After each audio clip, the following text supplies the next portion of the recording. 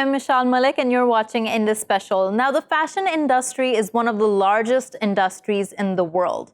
Valued at an estimate of 2.4 trillion US dollars, the industry continues to grow at a steady rate of 5%. And it's not difficult to understand why. The fashion world is glamorous, diverse, and imaginative.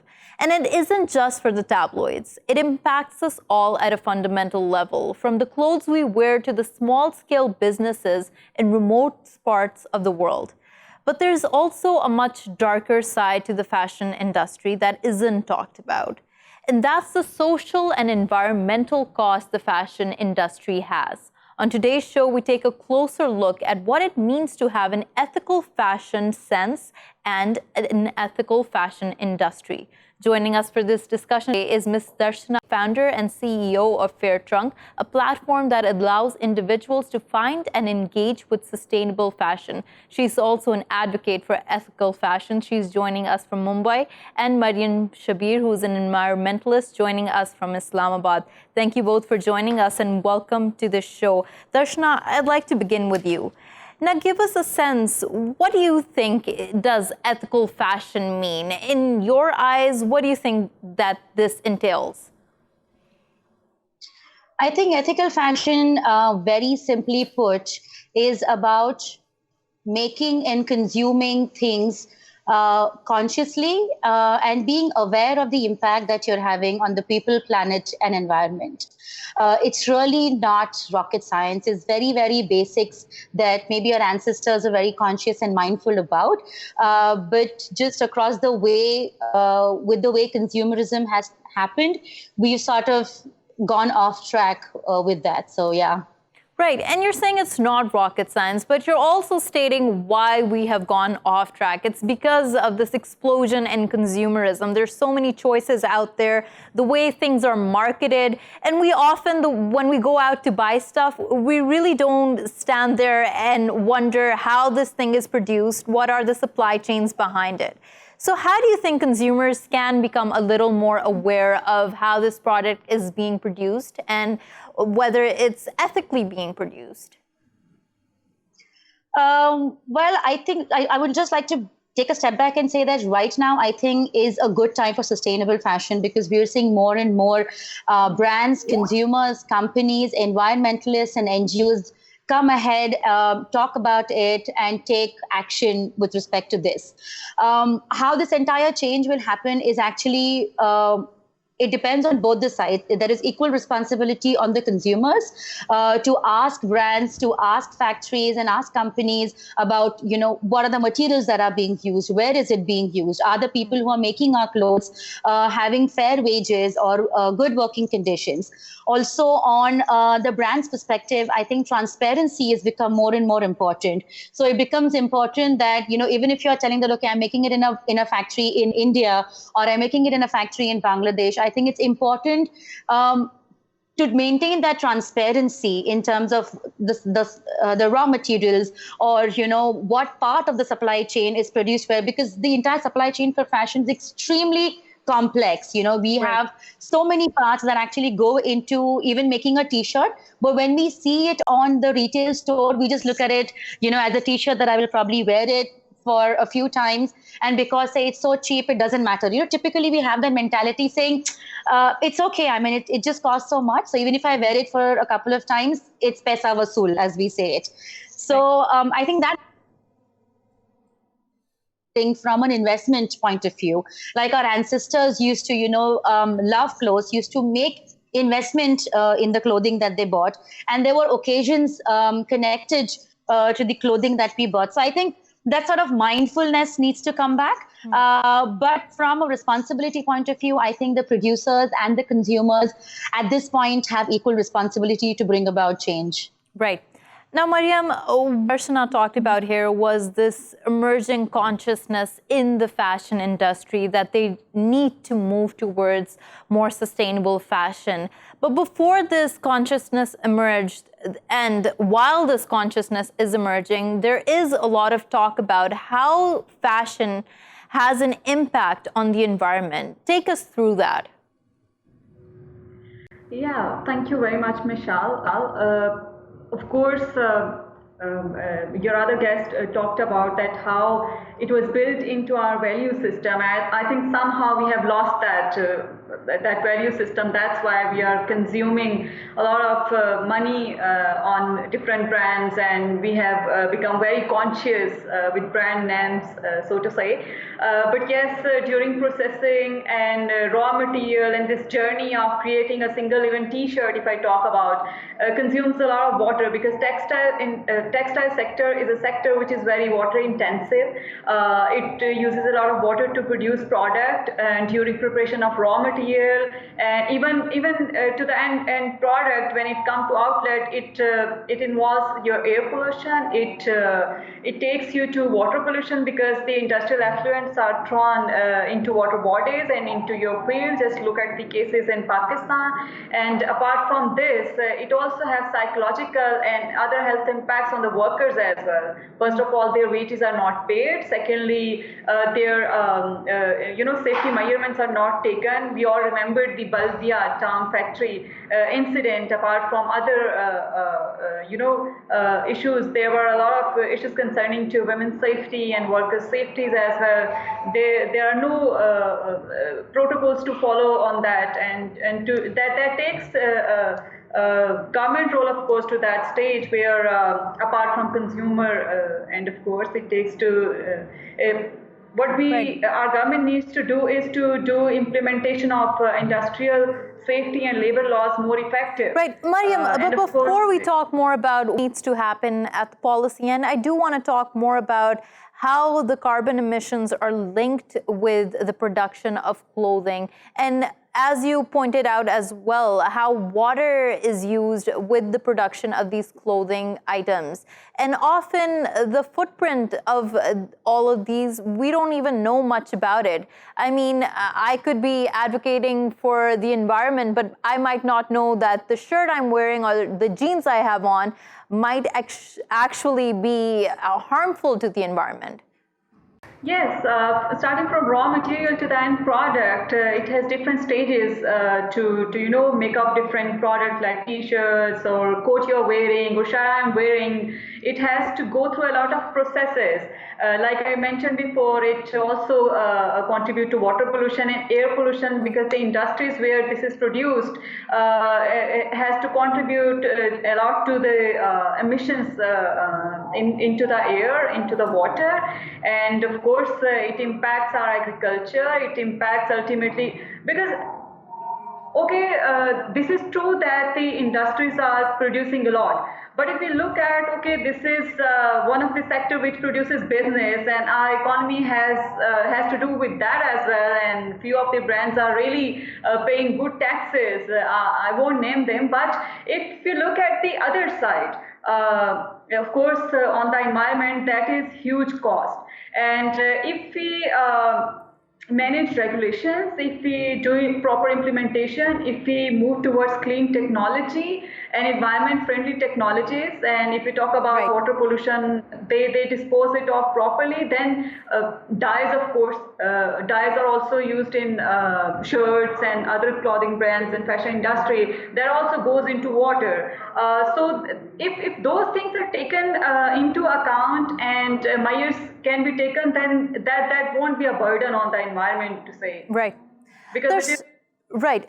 So now going to that point and picking up from what Mariam just talked about, that these clothing brands, at the end of the day, they're also helping the economy in many ways. I mean, it's a booming industry.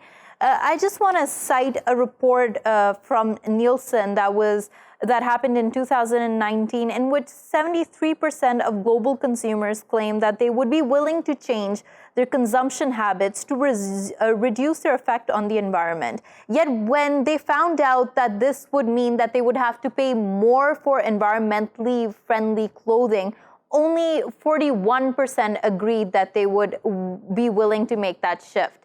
Now, sustainable fashion does come with a cost. How do consumers make sense out of this? I think we need to first take a step back and understand what is the right price of fashion.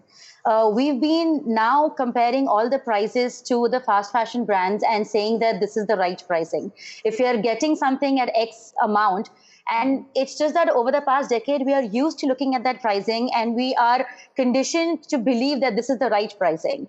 But the matter, the fact of the matter is that sorry to interrupt you there, but I just like you to explain to our viewers what this fast fashion concept is. Okay, so fast fashion is essentially why this entire mess has actually happened.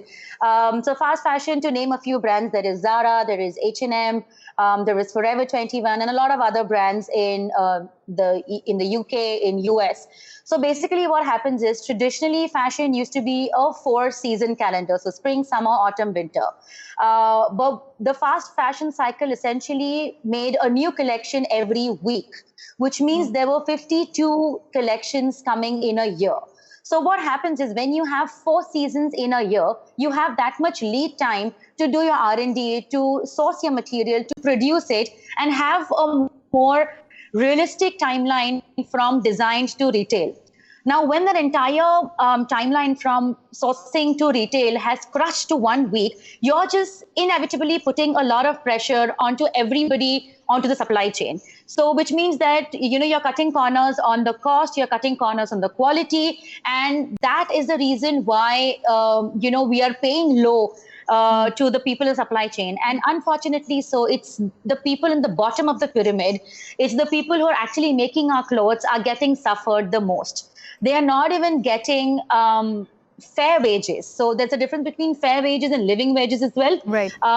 A lot of production happens in India and Bangladesh is because the government, like Mariam just said, that we don't have laws from the government stating that, okay, these industries need to have this amount of a minimum wage. That is the discrepancy when you compare Western sourcing and, Eastern sourcing. Right. So that's basically what fast fashion has done. I've digressed completely. No, then I'd like you to explain to us, how does the consumer make sense of this? Now, they're so used to this fast fashion, getting all these brands and getting all these clothing items, such a variety of them at low prices. And for them to be told that now they must shift to higher costs in order to be sustainable, in order to be environmentally friendly. How do they make sense out of this? Right. So like I was saying, that we need to basically rejig our mindset to say what is the right pricing, because we need to start considering the cost of the people actually making the clothes, the cost of the environment, the cost of the animals that are at stake, and the entire ecosystem that basically goes behind making a t-shirt or a pair of denims. Also, what's happening right now is we are in a phase of a demand and supply imbalance. And therefore, all these products are feeling slightly more expensive at this point. But if you really see a regular cotton t-shirt and an organic cotton t-shirt is barely 10 to 20% more expensive. And that is also so because right now we don't have that much demand. But just imagine if even the 41% of the people that you said from the report were okay to pay that extra. Right. That's a change in the good direction. Right. So even if slowly and gradually people start demanding a better supply chain, the entire the supply side and the demand side can then be balanced. Then the market will play its role and costs and the prices will go down. I take your point there, Darshana. I'm just going to quickly jump to Mariam and talk to her about the complete ecosystem. That's not something we talked about, and I'm glad Darshana pointed out the animals and the other parts of the environment that are directly impacted by the fashion choices we make. Mariam, give us your insight into this. Yes, absolutely. Not only animals, but also other things from the nature are taken to make such things. If you talk about leather jackets, we all know where it is coming. even then we are using. We use sheeps to get good quality jackets and shawls, and we also really, winter is coming and we will be going towards market to buy leather shoes and all. So of course it has a heavy toll on that as well. And I don't think so. I haven't come across so far about the mechanism, if there is any, about those animals. Even in developed world, forget about India and Pakistan, even in developed world, the animals are treated so badly and so, no one would want to treat animals that way. Like, they also have rights, they are a living creature, but those things are not taken into account. Right. So yes, it has to do with that. And you were talking about price. I really want to comment on that, because you were mentioning that it's somehow few things are cheaper. But if you look at the single lawn suit price, it starts from 15,000 Pakistani rupees, which is quite heavy. Labor which is involved on the ground is paid less. And that is something that, and you're pointing towards something that's important, which is the fact that the end price does not reflect the labor costs that have gone into it, and the fact that how much cut each person gets within it, especially at the primary stages of making that product. Thank you so much for joining us. That was Maryam Shabir joining us from Islamabad. Darshana, going back to you and talking a little about how do you see the situation evolving. You mentioned earlier that you're seeing this consciousness emerge. At the G7 meeting earlier, we heard about all these big brands like Zara and all these other textile industries that said they want to become more environmentally friendly. They want to move towards the sustainability path. Realistically, do you think that that will happen? It's a trick question. It would be a really nice world if all of that truly happens. I'm optimistic. I'm an optimistic person, and I really hope that the promises that are being made are practiced, if not to the fullest, but at least, in small steps at least. Also in India, recently the Ministry of Textiles came together, and there were 16 mainstream retail brands who also made a commitment to become more sustainable across their supply chain. It's not impossible. It's definitely, it's about... So it's about taking a step back. We've been looking at profit maximization from an economy point of view, and that's how we've been taught to run a business. I think what we need to look at is something that social businesses call the triple bottom line, where we're looking at not just the profit, but we're also looking at the impact that we're making on the people, the planet, and everybody, all the stakeholders in it. There have been very successful business models and very successful brands, like People Tree, who's like a 20-year-old brand, which started in Tokyo, is functioning in the UK, have been sourcing organic, fair trade from across the country, and have set up a great example to be able to run a business in full swing.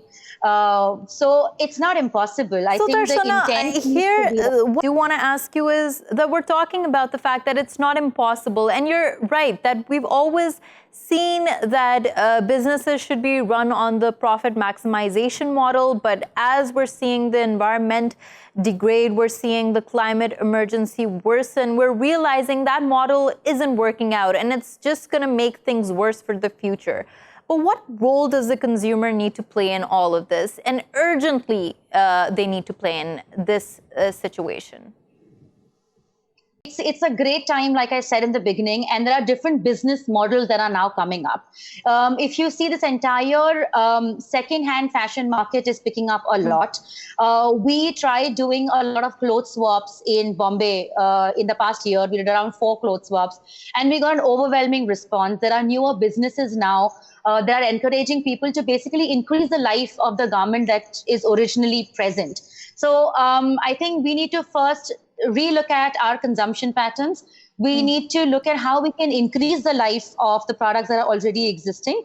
And there are also a lot of circular economy and circular fashion modules that are now coming up, where we are looking at waste as a resource. So typically the entire system worked in a way where we take, make, and dispose. But I think it's now time to really innovate from the product level. Right when you're designing, you need to start thinking about that whether this raw material can have a second life, and what can possibly be made out of this product. Say if you're making a t-shirt, can it be upcycled, or can it be used in some other industry? Or I am in a footwear industry, and I have a lot of soles left. Can that be used to wear jewelry, or things like that? And there are a lot of businesses now. There are a lot of initiatives by NGOs, and a lot of international organizations as well. So I'm very positive.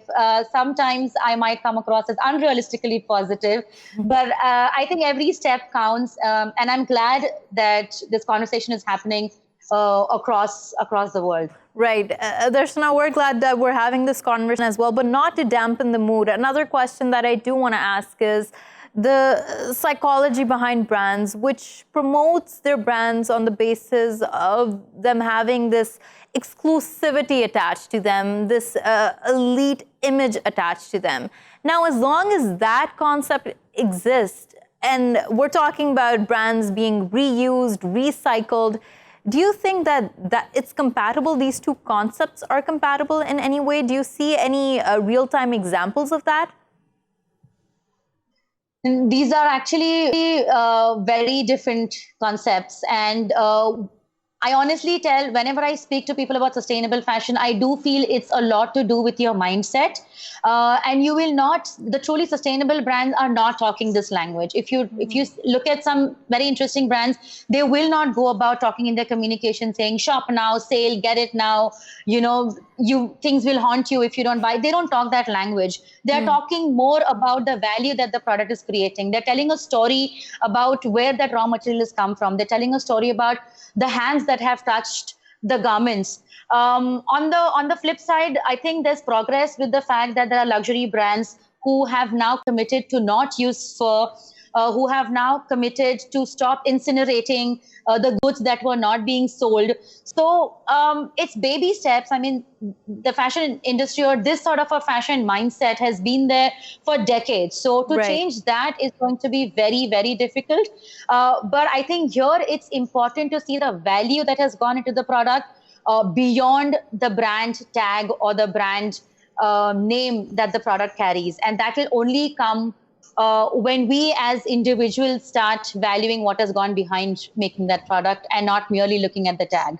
We're going to go for a short break. When we come back, we take a look at how fashion trends are set and how brands become viral. Stay with us.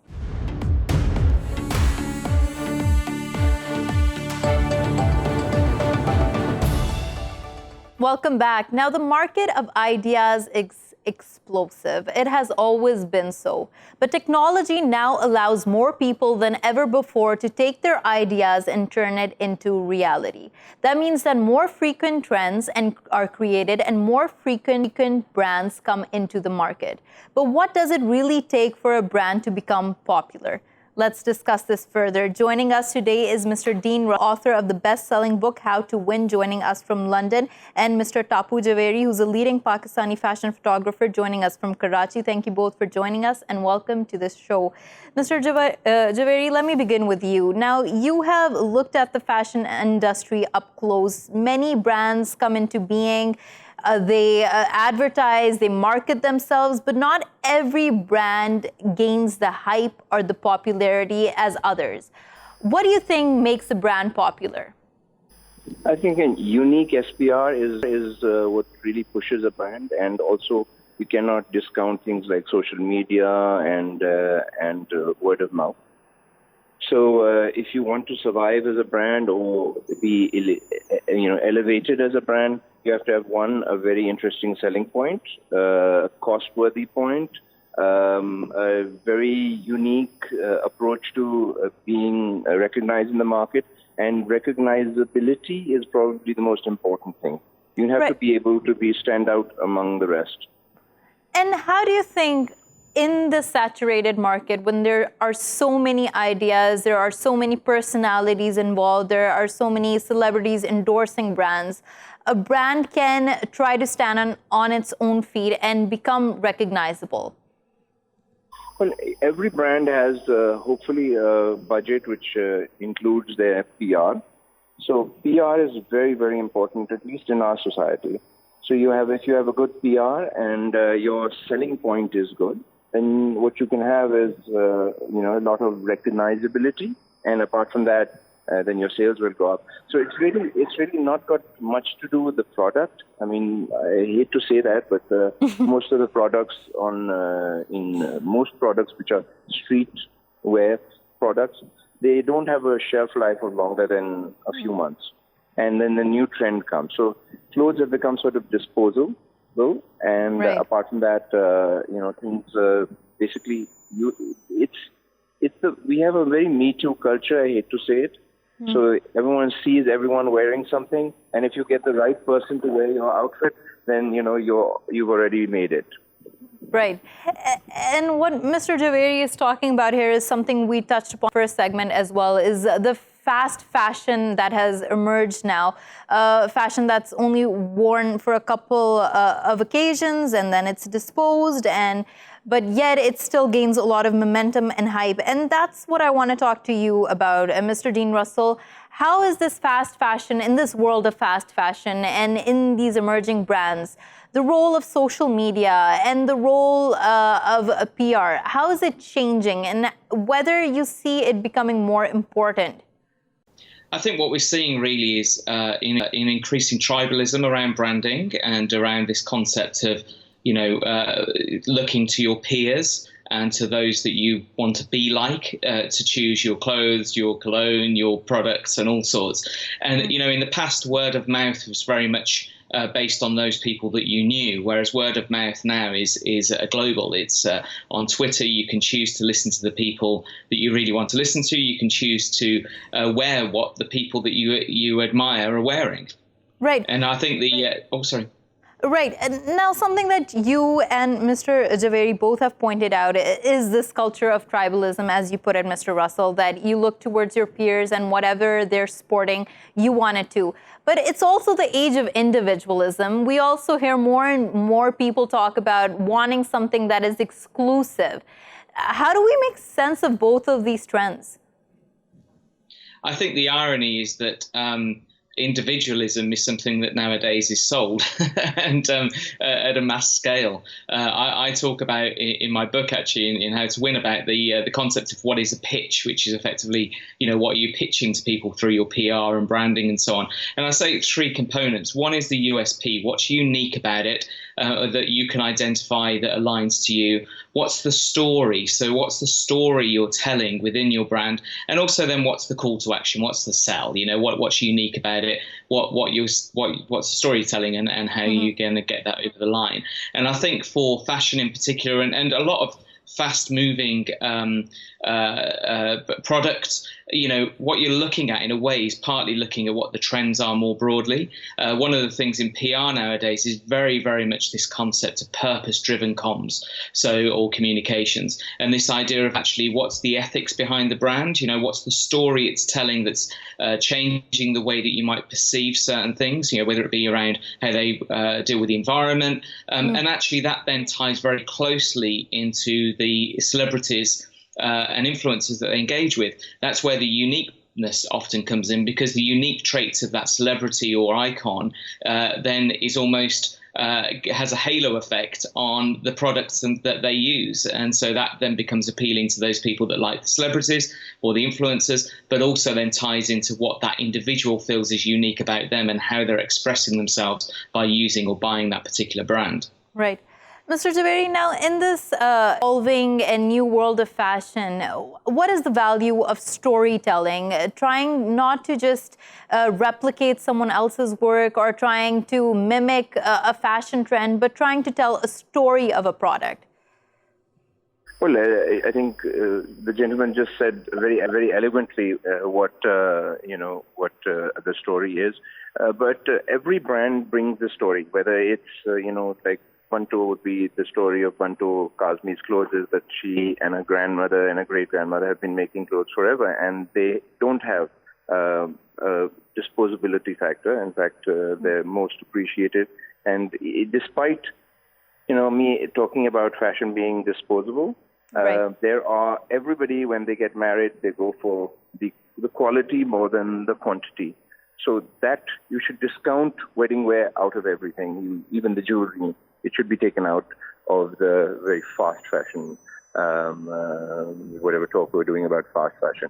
The story, however, is not just the story of the clothes, but the story of whether the celebrity who's endorsing them has a big following and what her story is, or his story. And apart from that, it's also then the brand. Every brand comes with a story, whether it be Khadi, who comes with this quirky Karachi, Pakistan, selling point, or a smaller designer would come with their own story. Right.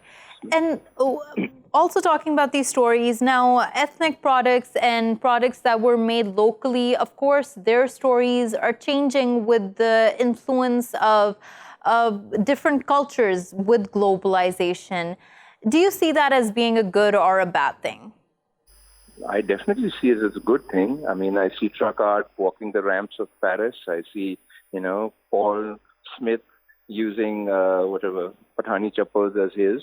But I think if you are a brand who's sort of ethical, it's appropriate to say where these influences came from. That's the only ingredients I would have with all these people. Right. Foreign designers appropriating cultures from where they're not. Right. And that's an important point to highlight there. Ethics of trying to make sure that you represent the culture you're showcasing. Mr. Dean Russell, I'd like to take the conversation forward and talk a little more about advertising.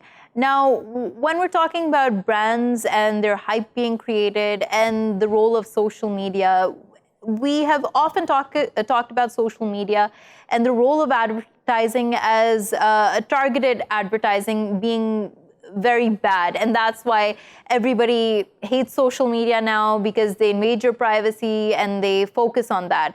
But how does that work into trying to create a hype for a product or trying to make a product popular?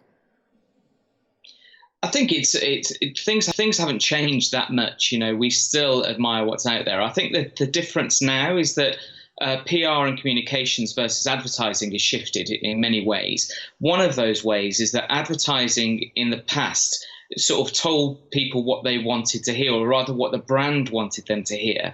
The challenge now, and going back to what your former interviewee mentioned about integrity and so on, I think there's a real point there about authenticity. Mm-hmm. And I think what's happened over the past few years is that when campaigns have been ran over many years around a certain level of authenticity around a brand, around a product, or around an individual, when that gets found out to be untrue, that then gets amplified far more rapidly through social media, and people get annoyed that they've been lied to or misled.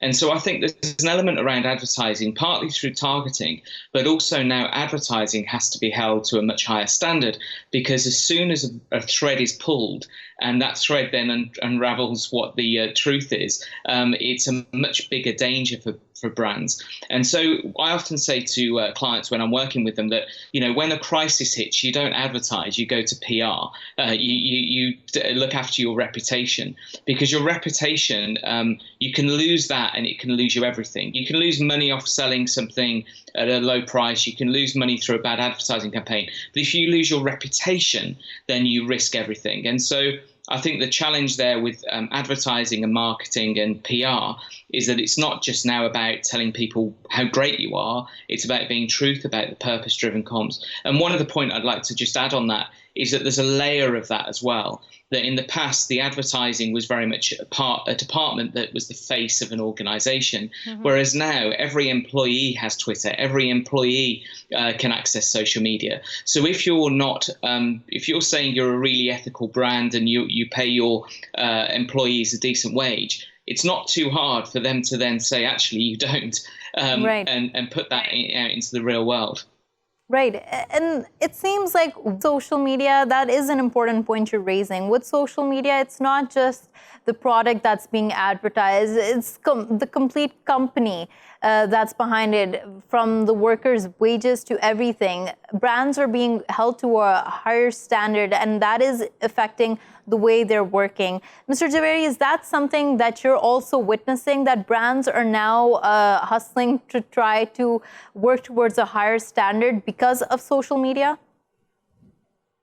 Everything has become transparent now, which is really fabulous. And now you cannot false advertise. You should not false advertise to begin with. But before, people get away with adding subliminals into advertising or doing illegal advertising. I remember there are lots of stories of chocolate bars having less peanuts than they were supposed to have, and that was taken to court. So there are, you're much more transparent in this day and age, but advertising sort of isn't focused like it used to be.